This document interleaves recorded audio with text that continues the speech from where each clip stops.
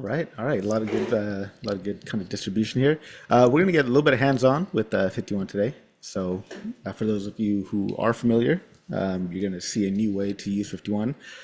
You'll see it used in a for a particular type of task. In this case, we're talking about GUI agents, and you'll maybe learn some new tricks along the way.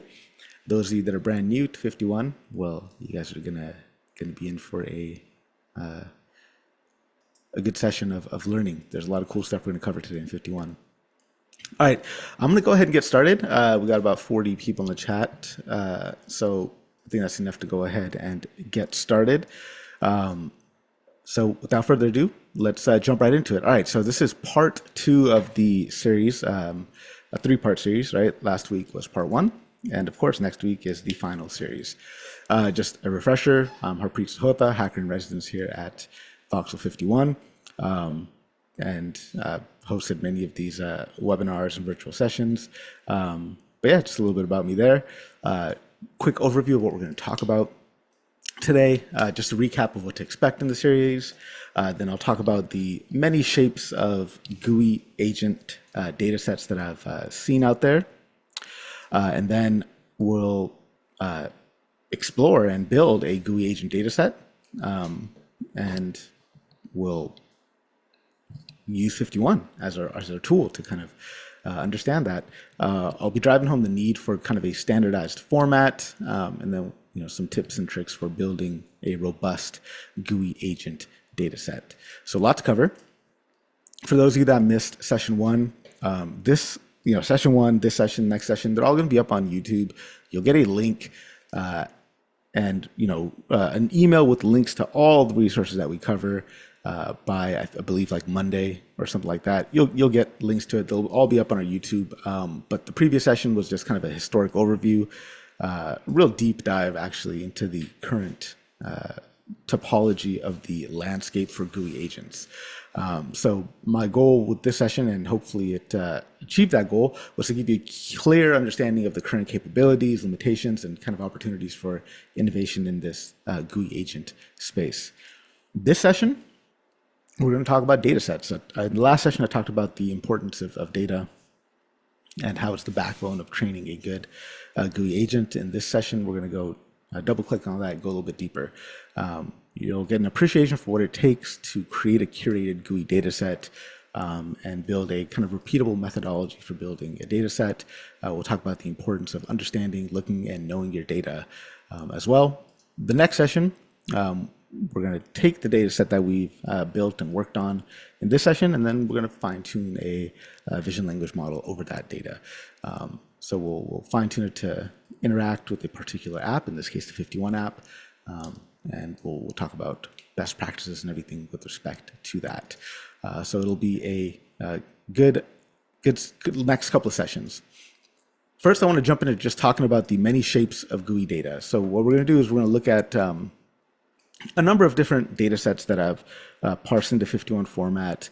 And I want you guys to notice kind of some of the complexities that we'll see with these data sets, especially when it comes to their annotations. So let's start first with the OG dataset RICO. All right, so on the left-hand side, you'll see this dataset parsed into FiftyOne format. On the right-hand side, this is actually the raw annotations as they come with the dataset. Right, so you'll see here kind of the structure of this dataset, what it's like. We've got nested JSON with kind of the different Android UI components. There's an action space here, which are specific to Androids. There's a coordinate system that we are using here for the bounding boxes. Everything in this data set is at a fixed resolution. In this case, 1440 by 2560. Bounding boxes are in the format, top, left, right, bottom. And then there's some type of metadata that we can get from that. But here, essentially, like all GUI data sets, there's kind of hierarchical structure. But you'll see that the way this annotation format is quite different from this next data set, which is called GUI Odyssey. So this data set, take a look at the format here, at the annotation format, and you'll see it's different than what we saw in RICO. We have here, in this case, we've got episode-based kind of samples with kind of episodic interaction steps. We've got a different action space compared to RICO. There's a click, long press, scroll, text, home, back, recent, so on and so forth. Everything here in the coordinate system is normalized to 1,000 by 1,000. The format is, key points in this case of just clicks. And then for scrolls, they have the start XY and end XY. And you'll notice that this annotation format is actually different from the next data set, GUI Act. So here you can see the annotation format is a bit complex here, and completely unlike what we just saw in the last two annotation formats. And the action space is a bit different for this data set. We've got click, input, select, scroll, answer, enter, and the coordinate system is kind of a dual system where we got pixels for UI elements and normalized coordinates for actions. The bounding box formats are different. We're having to parse kind of XML format for the bounding boxes. The elements are stored as array with unique IDs and text and pixel-based kind of interactions. And of course, this again is going to be different from what we see here, right? So the point I want to drive home is that there isn't really a standardized format for GUI datasets. You'll see here again, this is a completely different format, right? And even just to get it into something like FiftyOne, where we can easily visualize it, there's a lot of parsing that needs to be done. And it's just a pain, right? ShowUI, again, another example of a data set here that's, we get it parsed in the FiftyOne format, it looks nice and awesome, but, getting to this point is a lot of work, a lot of effort. And again, you'll notice that the annotation format here is just different from, ScreenSpot Pro. ScreenSpot Pro is getting, kind of a little bit closer to a COCO-esque type of format. But what you end up with here is just multiple JSON files for each different sample. Coordinate systems are absolute, which is nice. And bounding boxes are stored as X1, Y1, X2, Y2 in absolute pixels. That's would be better if we get to a place where it's like, X, Y, then width and height in normalized format. ScreenSpot V2 again, we'll notice here, getting a parsed in the FiftyOne format. It looks nice, but to get to this point, it's a lot of effort, a lot of work. So again, point I'm driving home, so many different annotation formats that it becomes a bit of a pain to reason about it, right? Here's a data set I didn't get a chance to parse in the FiftyOne format yet, just because of the way this data set was structured. It was literally taken far too long to parse through all the information that was in the JSON, because they're so massive and there's so many different elements of that JSON that are just kind of useless. It just takes up a lot of memory. But I'm wondering, what are some patterns that you notice, right? I want to call this out specifically. We looked at a bunch of different data set formats. We saw them parsed in FiftyOne nice and neatly, but then we saw, the raw format and how different it is, right? So one is just this lack of standardization, right? There's just complete absence of standardization across the different data sets.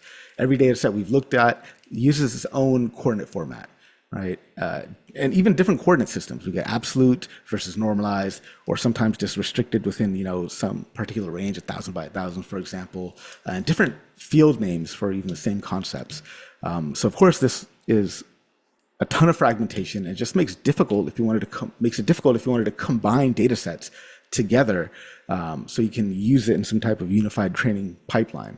We also see inconsistencies with the action space representation. GUI Odyssey uses type-based structures. GUI Act has coordinates that are in XML format. Some data sets are separating the action types from parameters elegantly. Others are conflating them. It's just very inconsistent. We also see that there is a ton of critical information that is missing. There's a lot of metadata that is lacking that would be really important for training a robust agent. It's important that we have hierarchical relationships between the UI elements. This is well captured in RICO, but I see it missing in other data sets. Most data sets don't even include information about screen resolutions, which is super important if you want to take those coordinates that they have and then actually visualize them. Right? It gives you a bunch of overhead having to open an image, or just that the act of computing that metadata, it creates computational overhead that shouldn't be there. Right? It would be great if it was just there already. So there's a lot of critical information missing that would make life easier. Also, just the ambiguity in the coordinate systems are just all over the place. It's horrendous. I've seen, and you've seen as well, some use top left, bottom right, others use top left with height. There's normalization approach. Some are normalizing to 0 and 1, others are normalizing to 1,000 by 1,000. And I have to reason about how this is done, because a lot of the times the documentation that comes with these data sets don't tell me how it's how this kind of normalization is being done. Right? They just kind of make the assumption that you'll figure it out. It would be great if there's some documentation that you know. And so, of course, this creates a lot of challenges. Before I get to this point, let's see, there's a QA here. Richard saying that we spend lots of efforts on annotation when we have lots of data. We're looking for whether FiftyOne has any features that could just list objects that we need. Sure, yeah, you'll get some of that in this session. You'll see that in just a few minutes here. All right, so we've seen all the different formats, talked about the challenges. Talked about some of the patterns that we've seen, or anti-patterns, if you would. But specifically, like, what challenges does this present to us, right? So, like, what's the actual challenges we will face when we're having to work with this type of data set or these different types of annotation formats? First is that we end up having to write a different parser for each data set, and they all end up being fragile, right? You might need to write some regex to extract coordinates, or doing some type of JSON manipulation. It's just a pain in the butt, right? It's just a nightmare, and not a very good experience for the researcher, the developer, practitioner. This also makes it very complex for our training pipeline, right? Because we can't just take a bunch of data sets and put it into a standard training loop, because then each data set would need some type of custom collation or some custom training loop, and it is a nightmare. Again, right? We end up padding, masking, splitting samples artificially, and it just becomes very difficult to kind of combine things and work across various data sets. All this to say is that a ton of engineering overhead. We have to maintain separate parsers, converters, and handlers for each data set, and this could become unsustainable. And debugging, of course, in this type of environment becomes very, very difficult, because we have these subtle errors that maybe we don't pick up on until we start actually looking at our data. And so my proposal for this, my friends, is called the COCO-for-GUI format, right? The COCO-for-GUI format. Last week I talked about how I wish a COCO format existed for GUI dataset. Well, it didn't, so I just invented it. Real quick, we're going to talk about this COCO-for-GUI format. So it's going to extend the standard COCO format with GUI-specific features, and it'll have support for both bounding boxes and key points. We can support sequences for multi-step workflows. We can add platform metadata and other attributes. And then I've also built a integration so that we can really quickly visualize this data set and explore the data set in FiftyOne. So it's quite useful. I think we should all use it, because we could do better than what we've just seen. And so COCO-for-GUI, again, one format for all GUI datasets, single standardized schema, and we get just instant compatibility with the existing ML infrastructure out there. We're able to support all the different action types, or extend the action types. We get our action types paired with instructions. We're able to tie images and metadata together in a nice way that we're all familiar with using COCO. So now what we're going to do actually is I'm going to show you how you could build a data set using COCO-for-GUI format. So here is what we're going to do. I said Dr. Oz gift raises so many questions. Sorry, I find gifts based on like keywords I'm trying to hit. I don't know if that was hopefully it didn't offend anyone. Hopefully there's nobody offended by Dr. Oz here. All right, so we're going to build a data set in COCO-for-GUI format, right? So real quick, I'm sure Jimmy is going to drop a link for it here. But I built this tool called COCO-for-GUI, a COCO-based GUI dataset collector, of course, to get the link in the follow-up email as well. But essentially, I vibe coded this thing with Claude 4. It did take a little bit of time to get there, but I had a very clear idea in mind of what I wanted to do. This is primarily written in Node and HTML, which I don't do. So it's definitely vibe coded, but it works, and it is a great tool, right? So the repository will have instructions to set it up and all of that. What we're going to do now is actually I'm going to go ahead and just show you how this tool works, and we'll do.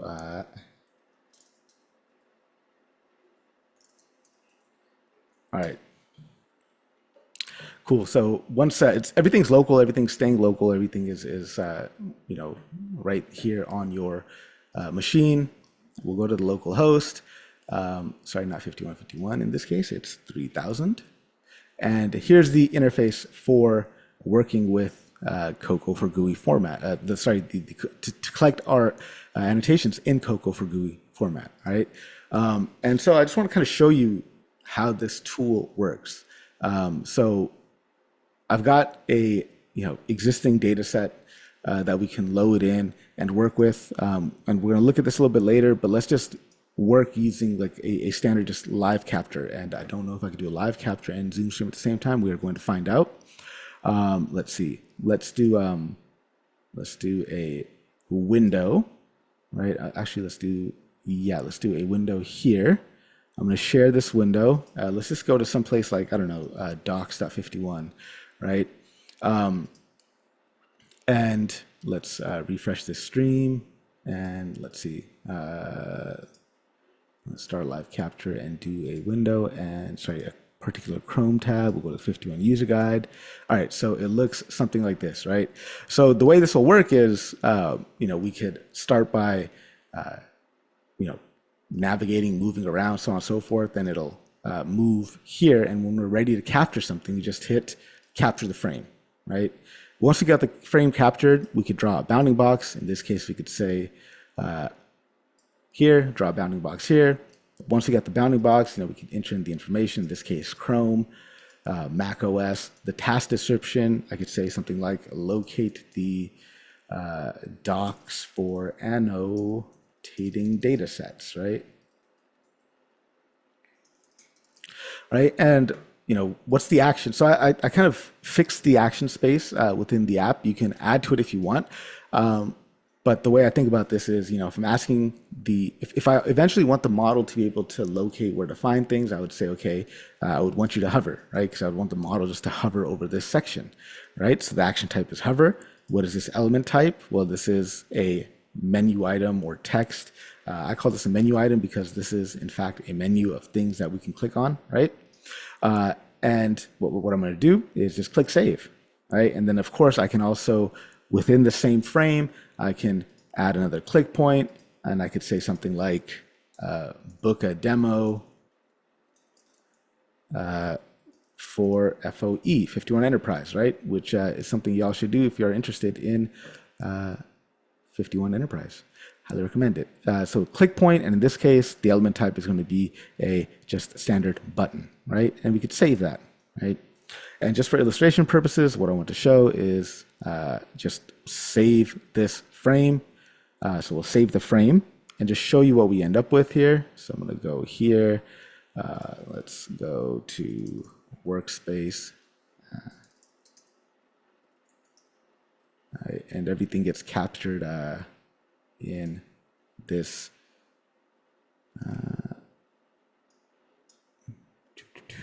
one second, pull this up here and just show you the annotation format. Need to open it with, let's use Sublime, open it here. And everything we just annotated is in a very nice, clean format, right? And it's a COCO-esque format. So we've got our images, right? We've got our annotations.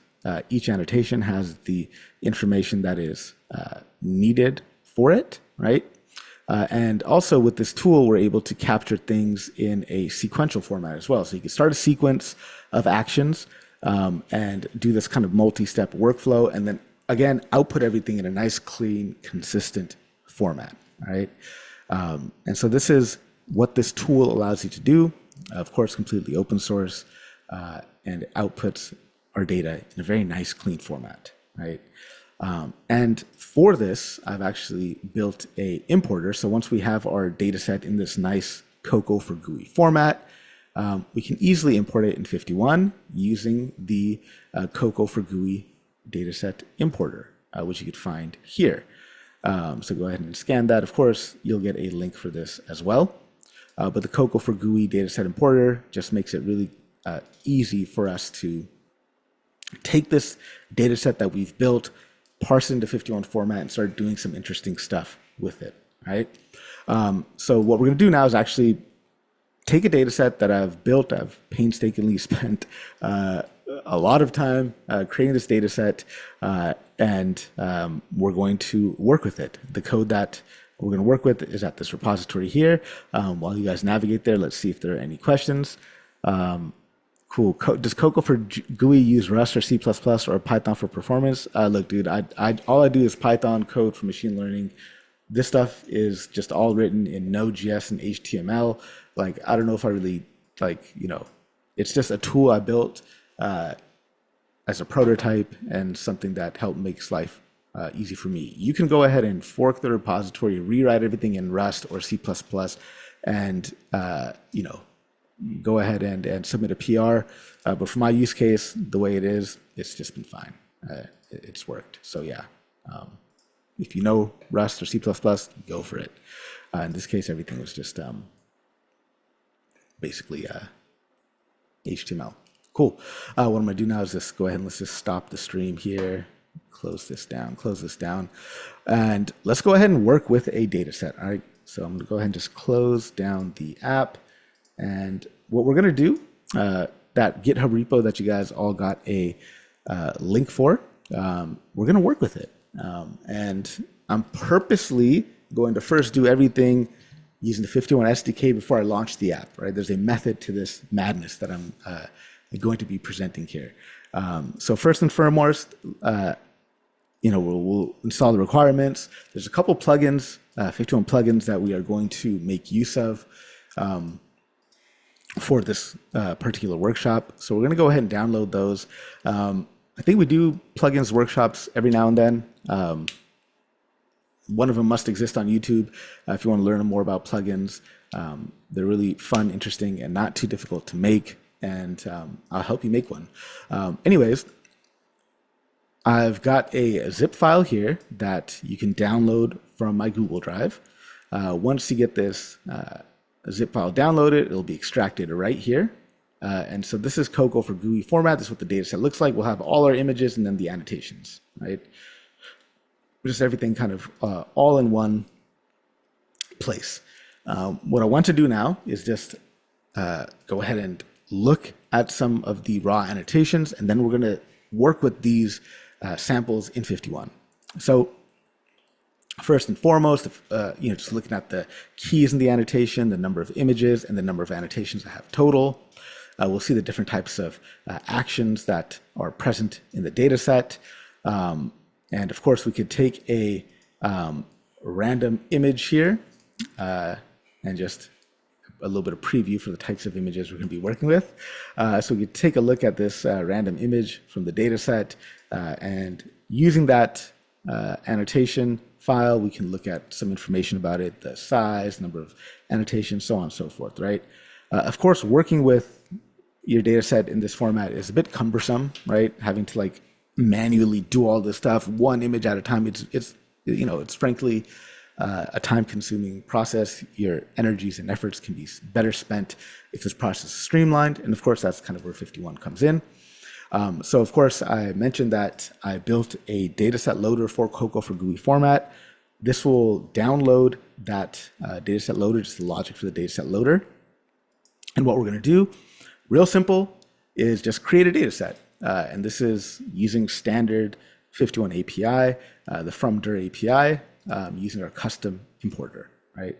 So we run this, and it takes just a couple seconds for us to load this data set.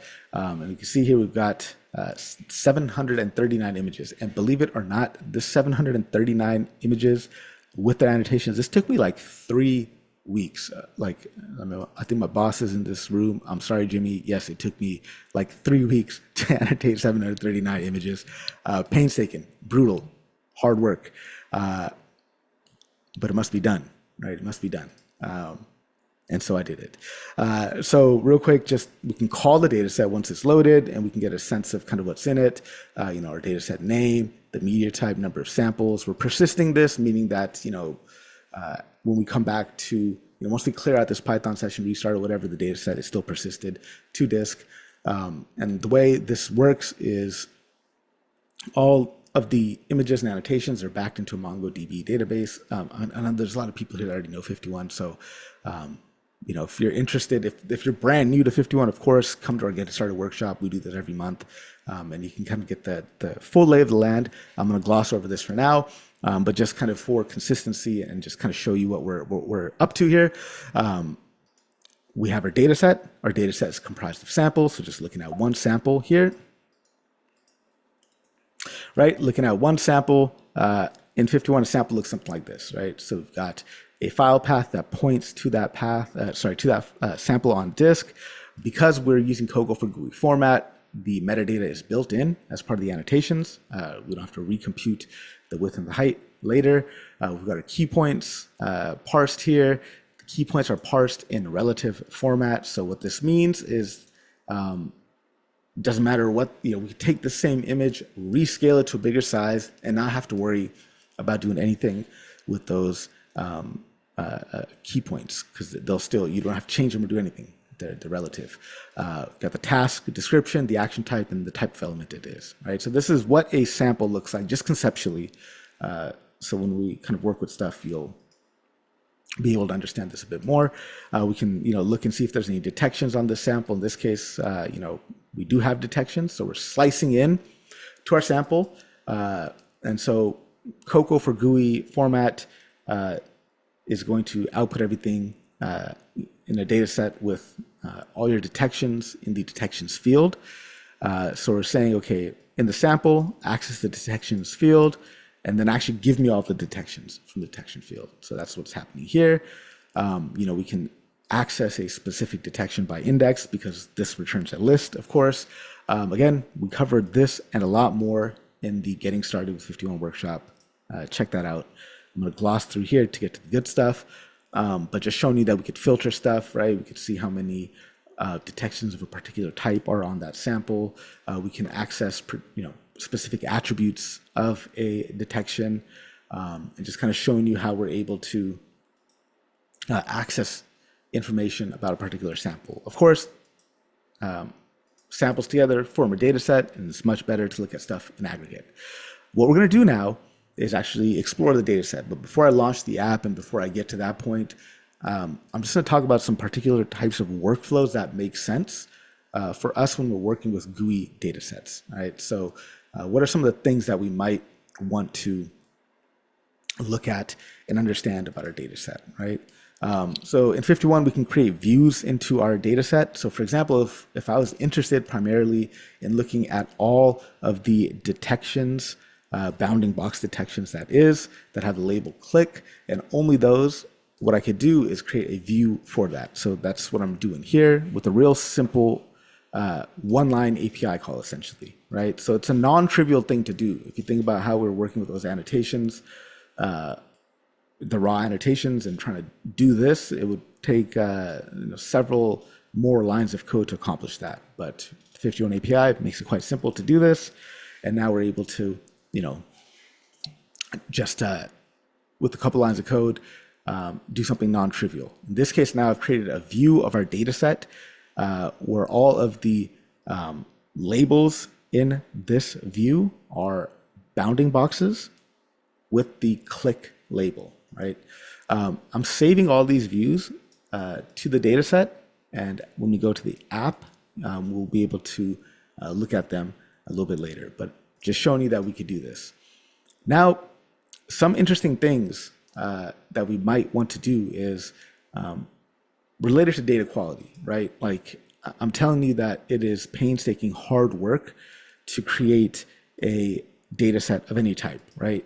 Fatigue kicks in. Sometimes you might, capture a frame, draw a bounding box, but forget to add some elements to that particular annotation, right? And so it's useful for us to be able to see where that happens and then do something about it, right? And that's what we're going to do here. We're going to create a couple of different views into our data set. In this case, you'll see here that we're using something called filter labels. So filter labels is just going to, we'll get all the samples of our data set, but only the labels that meet this criteria. And in this criteria, what I'm looking for are all the bounding box detections where I missed entering a task description, right? And so here, what we're going to end up with in our view, even if a sample does not meet this condition, we'll just end up with that sample, but with like no labels on it, right? So this view might have some samples that don't have any labels on them because we've filtered out their labels because they do not meet this criteria. However, we can, add in this only matches pattern here, and this will, exclude samples that don't have the matching labels, right? So that's what that allows us to do, just so we can compare and contrast that when we look at the app. There's also a match labels method of the data set that we could do. This is going to select samples that contain at least one label matching this criteria, right? So we're not filtering out the labels, right? If there is a sample where the action type is left empty, that sample will be included in the view along with all the other labels that are on that sample, right? So a little bit of a distinction between what we did up here with filter labels and only matches, right? So this is just a distinction to make there, and we'll see the difference in just a second. But we'll go ahead and create that view. What did I do here? Of course, live coding is going to always all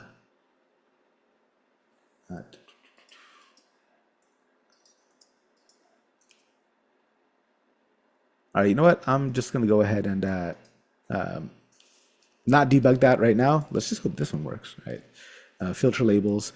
Yeah, I'm not going to debug it live because, why do that? We got to keep moving.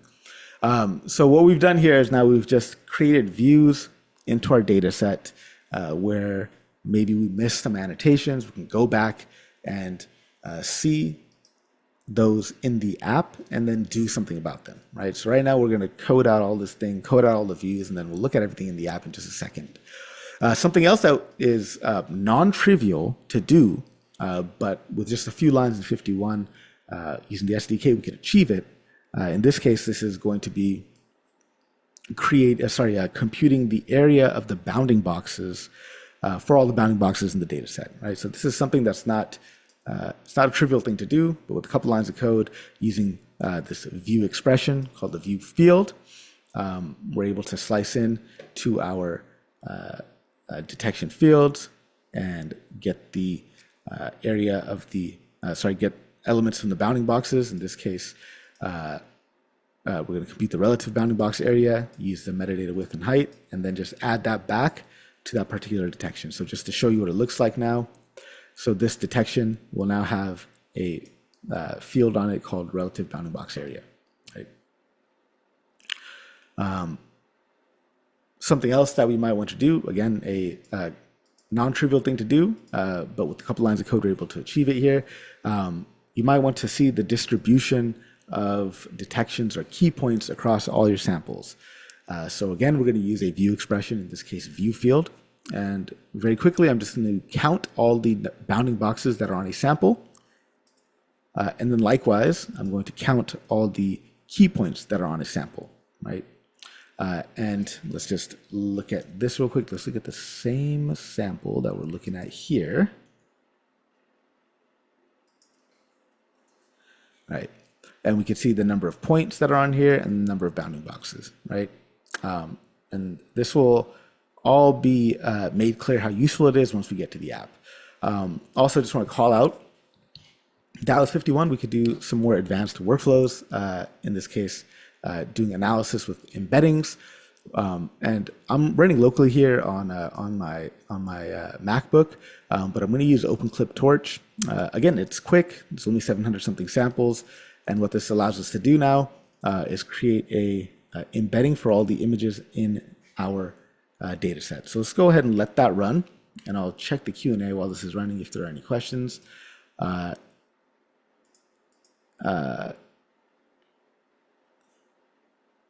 Don't see any questions in the chat or the Q&A. So this is just going to run for a few more seconds, but we're going to compute the visualizations using the clip model, and then perform dimensionality reduction using UMAP, and then store those results in a brain key called clip viz. Right? And we'll interact with all this stuff in just a few moments here. We're just going to code up everything here. And so what? That took 40 seconds, not bad. We could also compute similarity between our samples. So using our embeddings that we just computed, I'm going to build a similarity index over our data set. So then I can now look at the samples in, I can then look at similar samples, right? I could, I'll show you how to do this in the app, but we're able to essentially take a image and then look at all the images that are like kind of most similar to it. We'll see how to do that in the app, but real quick, just build a similarity index. And another useful thing we could do is compute a representativeness score, right? And this representative score is part of the FiftyOne brain. And essentially is going to just tell us, it'll assign a score to each sample, telling us how representative this sample is of all these samples in our data set. So you can imagine if we compute representative and then, sort by, ascending representativeness, the values that have the lowest representativeness means that we don't have enough of these samples represented in our data set. So we get some insight into that. What we could also do with FiftyOne is actually create, so we'll start with our original data set, and I'm going to create a patches data set. So now if a sample does in fact have multiple annotations on it, multiple bounding boxes, multiple key points, what have you, what I'm going to do is end up with a data set where each annotation has its own sample, right? And I'm using this with, just the two patches method. So of course this is quite, it's non-trivial, it's not easy to do, but with a couple lines of code, we're able to achieve that. I've already pre-computed this, so we'll look at this in a second. Even then, if I ran this now, this doesn't take a long time, but two patches, this is quick. But what I ended up doing was with our patches is I took the task description, the action type, the element information, constructed a prompt for clustering, so then I could find semantic areas of semantic kind of similarity. So the types of annotations that are similar, essentially, is what this allows us to do. We'll see this all in a second. I've already done this. I've already computed visualization. Now let's just do it. Let's get into the app. This is kind of the main event for today. But we had to do a lot of steps to get there. So you can launch the app in FiftyOne just in the notebook or by typing FiftyOne app launch. All right. So we'll launch the app here. Navigate to localhost. In this case, localhost 5151.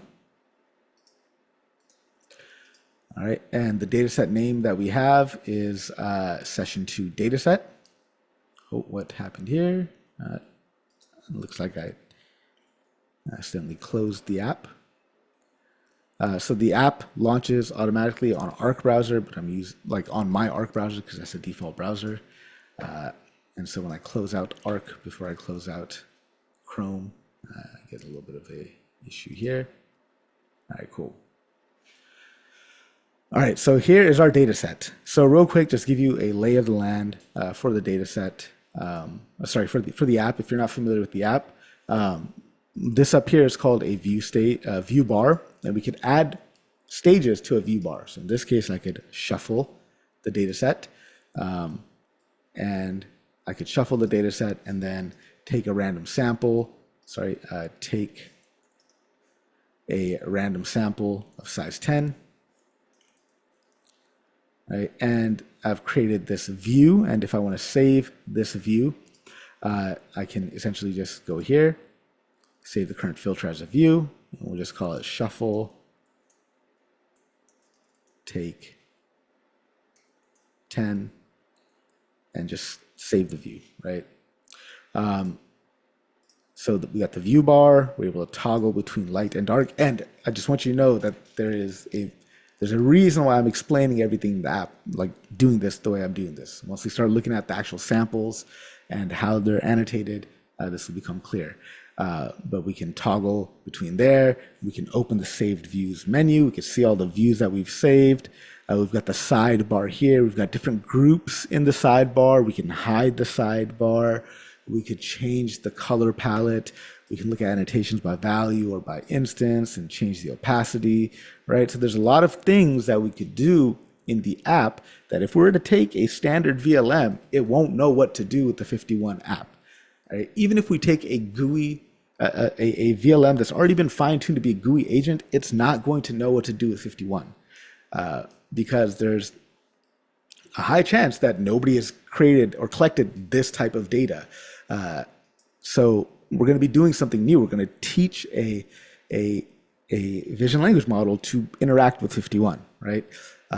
And the way we're going to do it is by giving it an understanding of what comprises the app, right? So that's why I'm saying, okay, this is the sidebar.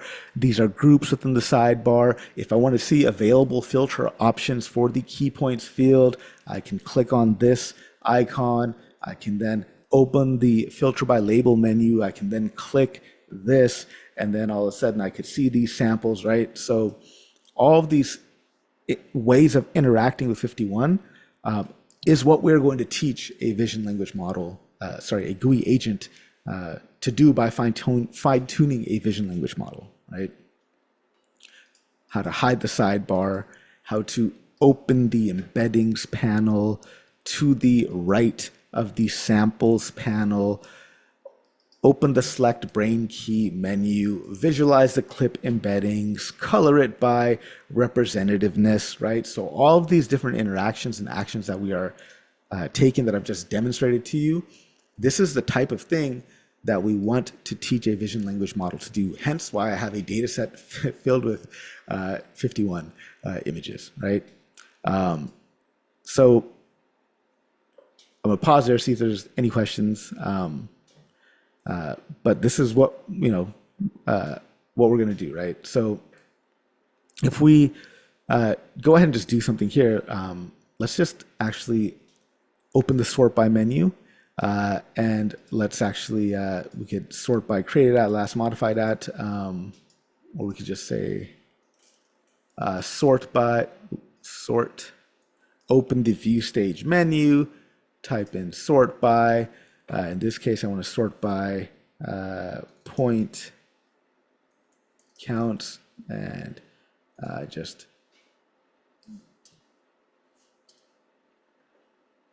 yeah.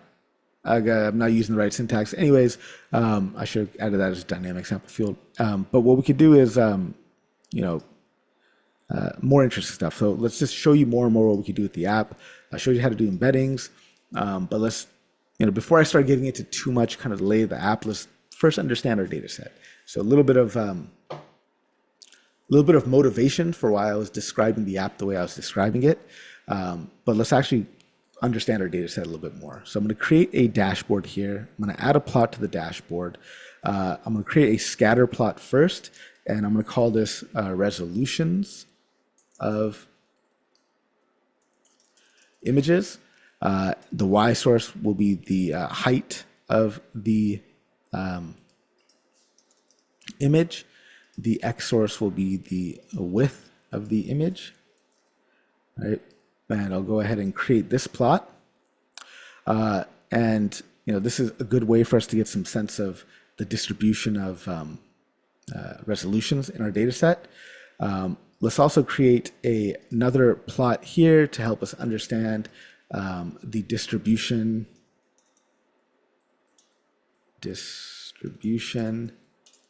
of let's call it distribution of bbox labels. Let's do detections.labels. Let's sort it by frequency. Let's create that plot. Let's then move this up here, right? And as you see me interacting with the app, just think about, eventually trying to teach a VLM to do this type of stuff is what we want to do. We'll call this distribution of key point labels. We'll do keypoints.label, sort it by frequency, and create the plot, right? So we'll go ahead and open this up to the side of the samples panel. So I have the dashboard panel here, right? I could click in to a particular bar in any one of these, and it will filter what is in my samples panel, right? So that's something I can do. I could clear the view stages that have been applied. I could also lasso select here to see what the, perhaps I'm interested, okay, what are these images here that are very high resolution outliers? I could see what those images are, right? So again, this is all the type of stuff that we're going to be teaching the VLM to do, but also just useful for you as a practitioner to understand what's in your data set. That's what this is helpful and useful for, right? So continuing on this trend, what I'm going to do is actually, so we've got resolution of images, distribution bounding box label, distribution key point labels. I'm going to save this workspace, and this workspace, we can call it, I don't know, high level distribution, right? And we'll save that workspace. So I can clear this out. And then if I want to see that workspace again, it's right here. So additionally, some things that we might be interested in doing now is let's just go ahead and create a new dashboard. Close out this dashboard. Let's add a plot. We'll do a numeric histogram, count of boxes, right? We'll use our X data source as the box counts.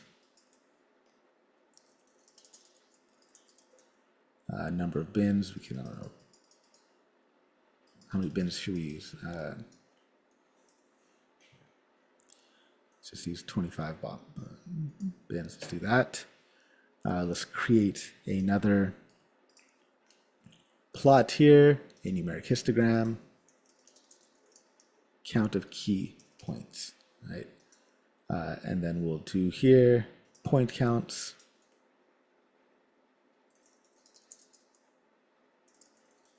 Count of points, let's just do 25 bins, and to create the plots. All right.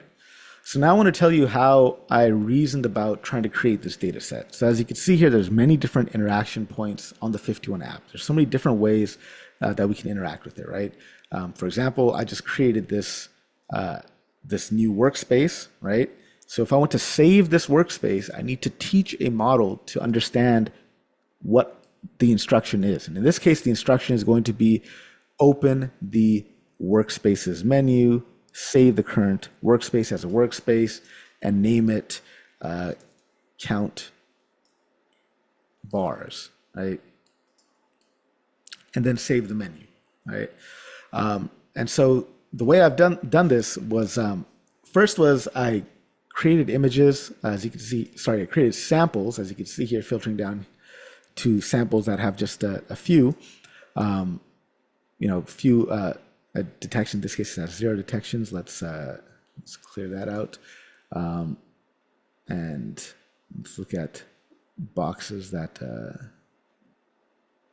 Let's zoom in on this.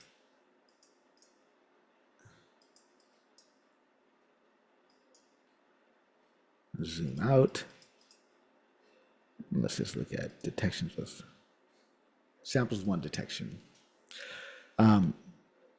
So even though this has a number of different key points on it, we've got 1 detection here. And I kind of built samples in such a way where, for example, let's just filter this out, filter this out. What I'm going to do here is just look for samples that have a maximum of one box count and a maximum of one point count. Essentially trying to get to a point where we have samples that just have one annotation, right? And so kind of building from the ground up, what I was doing is started by creating samples that just had one annotation, right? And then iteratively kind of building on that. Then what I also did was for the same image, like for the same kind of view that we see here, I was looking at this view of the app, I would change it from dark mode to light mode. I would switch the resolution. I would, kind of do little tweaks like this to kind of create more diversity in the data set, right? Because you can imagine if somebody is using a UI, like their screen size might be different. They might have different resolutions. So we want to teach a model to be able to understand where things are regardless of the resolution of the image. And so I kind of took that approach to it. We'll clear these and some samples will have really fine-grained annotation. In this case, I will tell it everywhere. For example, a key point here. The task is hide the sidebar. The action I need to take is a click. What is this? It's an icon, right? The annotation here is select. I'm saying change how samples are sorted in the sample panel, right? So I would annotate this same thing here at multiple different ways. Sometimes I'd say open the sort by menu, right? And just kind of giving it variety for how to reason about the different elements in the FiftyOne app. I also had samples where I would just create bounding boxes that were meant to teach it essentially like the different the spatial layout of the FiftyOne app, right? So I'd hover here. What is the name of the currently loaded saved view, right? So this is probably could be worded better. In which case I can just kind of click on it here and edit the sample label, edit the label attribute right here in the app. What is the name of the currently loaded saved view? All right, let's go ahead and just save that here. Little annotation mistake, I gotta fix that.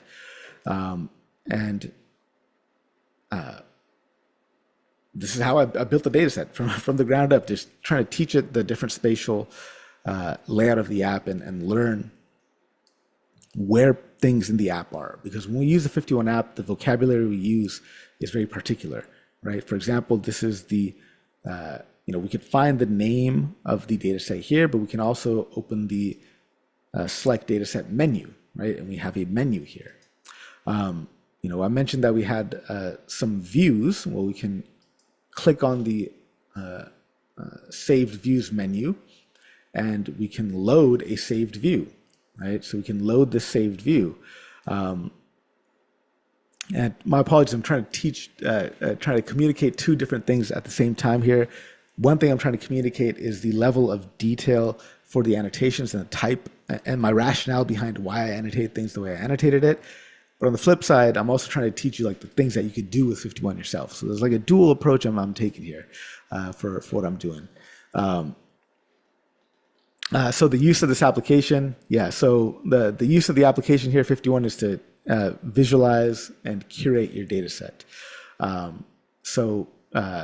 That's what FiftyOne is used for, right? So we took our annotations that were in the COCO-for-GUI format, created a FiftyOne data set. You saw us create a bunch of different views using the SDK, save those views, and now we kind of launch the app and load everything into FiftyOne, and we can visualize what's happening. So here, we have our view that we created where the bounding boxes have no tasks, right? So I could do this kind of annotation, I could do this opening of a sample modal here, click into an annotation and say, okay, well, this annotation is actually missing a task description, right?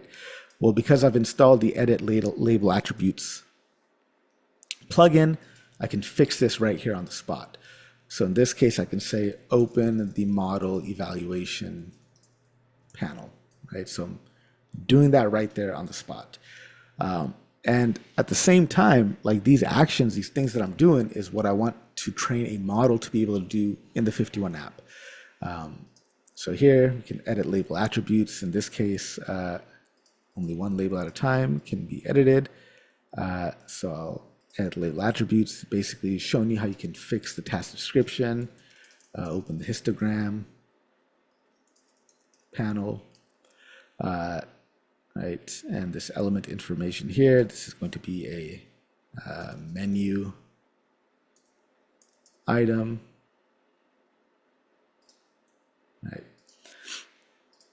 So I've used the FiftyOne SDK to find data quality issues, and the data that I have curated to train a vision language model is just data for how to use FiftyOne itself. So it's a little like a meta here. And the way I've created samples, was done in such a way where I'm trying to really challenge the model. So you'll see that some samples that I've created here, they're like nested views of FiftyOne within FiftyOne. So for example, I'll have a sample where I've done a bunch of stuff, opened up a bunch of stuff in a bunch of various different configurations. And to teach the model where things are, I annotate it this way. I annotate it like as a hover where I say locate the dashboard panel in the current workspace, right? And so, doing this type of essentially visual grounding, right? Trying to teach a model where different things in the FiftyOne app are. I use the COCO-for-GUI dataset collector tool to create a dataset, imported into FiftyOne, and you can see here I'm making it very hard for a model. Making it hard for a model to learn, but also trying to give it as much good signal as possible, right? And so that's what I've done here. So covered a lot here real quick. I would encourage you guys to explore this data set, try to understand, its content, and use the code I've provided to explore and analyze this data set a bit more. But you can see that I talked about how it took me about 2-3 weeks to annotate 700 something images. You can see here that there's a lot of fine-grained annotation, but perhaps I don't have as good coverage as I could have, right? And so for this point, this reason, it's important to have synthetic data. So real quick, I just want to talk about how we can enrich our data set using synthetic data. I'm not sure what happened here, right? And so I want to talk about how we can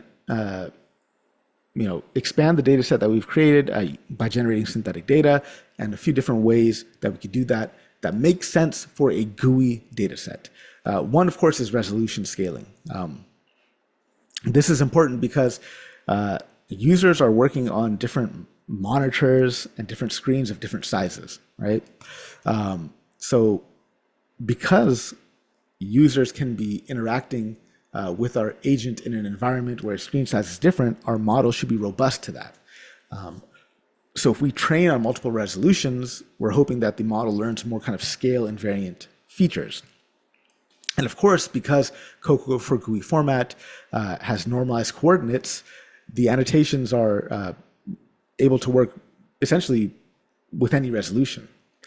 So that's one type of way we can generate synthetic data. Of course, we can do color inversion. This is useful to kind of ensure that the model can locate UI elements regardless of whether they're on light or dark on light, or not kind of overfit to colors, right? Especially when it comes to GUI grounding, this is essentially useful. And you can imagine as a user that uses a computer, like an accessibility feature on a computer is to invert the colors on the screen, right? So people interact with a GUI environment with this setting. So of course it's important for us to train with data that has this setting. Likewise, there are users that are colorblind, right? And so we should generate samples that simulate the user's settings, those colorblind user settings as well, right? So this is helps make the model kind of more inclusive, right? Because we're also building agents that help people with color blindness, but we're also forcing the model to rely on spatial layout, position, and context rather than just color alone. And this is important as you see that in the 51 app, a lot of things are, and as you explore this data set, you'll see that a lot of things are distinguished by color, and are tied to color. That semantically, that color doesn't necessarily impact the functionality of what we could do with 51. It's just the way it is. So in order to kind of generate samples that are more robust and teach a model, to generate samples that are more diverse to train a model that is robust, we need to incorporate some samples that have this colorblind simulation. Of course, grayscale as well. This way, we're able to train a model to focus to learn more structural features rather than just color alone, right? And this is important, of course, as we've seen, because color can change based on the user's settings. And having some grayscale samples is important. And of course, coverage with the different task descriptions is critical as well. So the tool that I built, it stores all the previous ways that we have described a task to make it easier to annotate data. It'll kind of do some preloading as you're typing stuff out. But when a user interacts with a agent, they're going to use different language, right? It might not even be English that they use. So we need to generate kind of synthetic task descriptions as well. And so I'm going to show you how to do all this in 51 using this plugin that I built. And so real quick, what we're going to do is go back to the 51 app. And what I'm going to do is show you how you can use this plugin, right? So I've got the link for this. I'll drop it. I'm sure Jimmy is going to drop it in the chat here, but it'll also come with the different resources you get. But what I'm going to do is I'm going to open up this image, right? And you want to be selective about the types of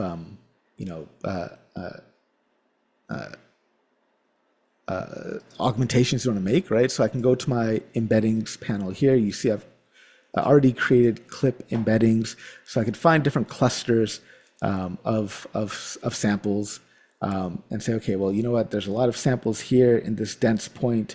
Maybe I'm over covered here, right? Or there's not enough samples here. Maybe I need more coverage here. So let's go ahead and lasso select these samples. I can open up this particular sample. I'll select it. I can then hit the backtick button to open the operator's menu, and I could do for example, a grayscale augmentation, right? And what we're going to do is I'm going to copy over, all the detections and key points as well, and execute. I'll hit that, and then close out of this real quick. And when we sort by the created at, we can see that this sample gets added right there onto our data set. Likewise, I could select another sample. In this case, let's clear the selected labels, select just one, open the browser. I'm going to apply the color inversion augmentation. So go ahead and execute that. And just like that, I'm able to really quickly generate synthetic data and have quickly increase the amount of training data I had, right? So it makes it faster for us to train a model. So just driving the point home, showing you a little bit more here. We'll select this sample, which is already selected, hit backtick. I'll add the colorblind augmentation. We could select the type of augmentation that we want. Maybe we want blue blindness. Hit execute. Close this out. And of course, we see here that our augmented sample with the different, with augmented sample with the exact same labels are included, right? So we're teaching having diverse sample like this means we're teaching our data set to be our model to be more robust. So continuing on this, what I want to do here now is, again, just show you how this operator works. Let's do a resize transformation. Let's resize this to maybe something. So right now we're at 2304 by 1248. Let's just resize it to 1280 by 800. Let's run this, right? And because it's in COCO-for-GUI format, because everything is already in relative coordinates, when I look at the new sample, I see it's resized and the annotations are exactly where they need to be, right? So when I go here and I look at my high-level distribution and I see, okay, maybe I've got, I need more coverage in this area or need more coverage in this area. I've got a better idea of the type of transformations or synthetic samples I need to generate. Now, the next is like the actual, like what I think is the coolest one of the coolest one of the augmentations that we could do is generating a synthetic task description. So in this case, let's just find point clouds. Let's do a maximum of 2 point clouds. Let's do a minimum of here. I'm getting this backwards here. Let's do. All right, there we go. All right, cool. This just to make it quick and easy for us.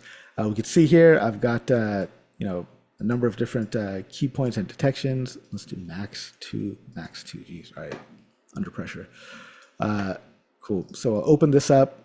Now this is exactly what I needed. All right, so I've got the key points and I got the detections. What I'm going to do now is select the sample. Let's just clear this. Select just this one sample. Open this, and I'm going to rephrase the task description using an LLM. And so there's two different rephrasings we could do. I'm just going to use Quinn 0.6b, small model, lightweight, easy to go. I'm only going to work on the detections, so just process only detections. And I could do a simple rephrasing. So I'll go ahead and I'll let that execute. It'll take just a few seconds. It's a lightweight model. And we can see that we're done. And what we're going to do is go back to our samples here.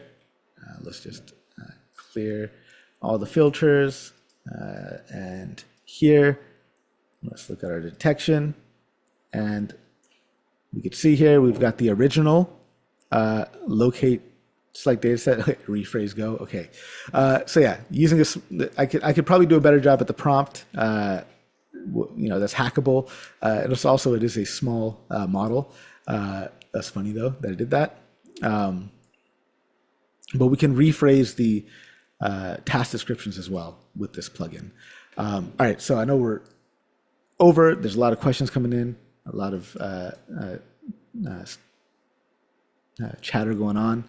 We covered a lot today, man. There's a lot I was trying to communicate today. Hopefully I did a good job. I was trying to teach you guys how to interact with the FiftyOne app, give you the right lingo so then I can motivate you to understand why I did annotations the way I did annotations. I've showed you very quick, efficient, simple ways that you can do create synthetic data in FiftyOne. And you've got the notebook, you've got links to all the resources. Your homework is to try this. Play around with this, generate a synthetic data set. Of course, after you do all your work, make sure you save your data set. So click backtick, then type in save, and just say save data set. Well, I need to have the IO plugin for that. It should be saved. Just say save the view. We'll just call this synthetic as well.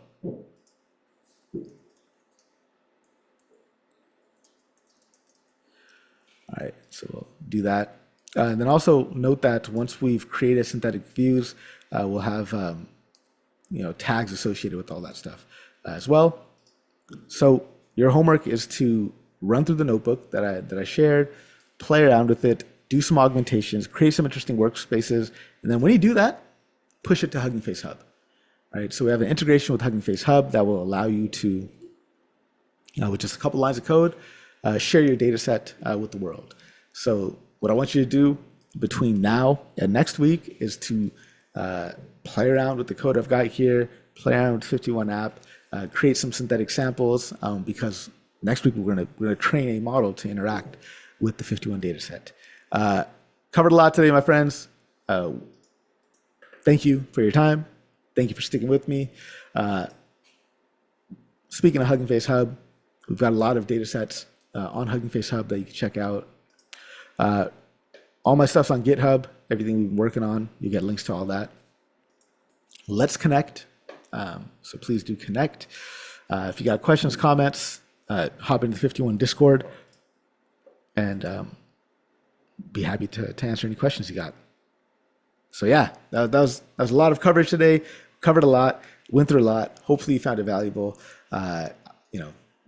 You got some homework for you to do before next week, because I'm going to show you how to fine tune a model to use 51. I'll stick around for any other questions.